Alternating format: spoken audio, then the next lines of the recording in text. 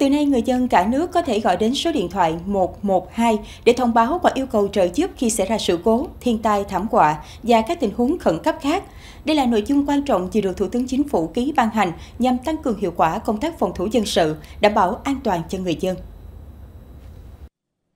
Hôm qua, Thủ tướng Phạm Minh Chính đã ký quyết định số 2023 về việc sử dụng số điện thoại 112 để tiếp nhận thông tin về sự cố, thiên tai, thảm họa, nguy cơ xảy ra và yêu cầu trợ giúp của tổ chức cá nhân trong phạm vi toàn quốc.